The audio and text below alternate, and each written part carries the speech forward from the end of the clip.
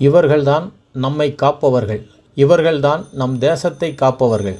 கேரள மண்ணில் புன்னப்புராவில், வயலாரில், கோவை மண்ணில், மதுரையில், சேலம் சிறையில், தஞ்சையில், தெலுங்கானாவில், கான்பூரில், சௌரி சௌராவில் என இந்திய சுதந்திரப் போராட்ட வரலாற்றில் பல்லாயிரக்கணக்கான தோழர்களை பலிகொடுத்த இயக்கம் இந்திய கம்யூனிஸ்ட் கட்சி. இந்த கட்சியின் கேரள மாநில மாநாடு ஆலப்புழாவில் 5 நாட்கள் நடைபெற்றது. இறுதி நாளான இன்று இந்த கட்சியின் கேரள மாநில செயலாளராக பினாய் விஸ்வம் ஒருமனதாக தேர்வு செய்யப்பட்டார். இன்று செம்படை பேரணியும் நடைபெற்றது. பல்லாயிரக்கணக்கான செஞ்சட்டை அணிந்த இளைஞர்கள் மற்றும் இளம் பெண்கள் பேரணியில் அணிவகுத்து வந்தனர். வழிநெடுகிலும் எவ்வித அசம்பாவிதங்களும் இல்லை. மக்கள் தங்களை பாதுகாப்பாக உணர்ந்தார்கள்.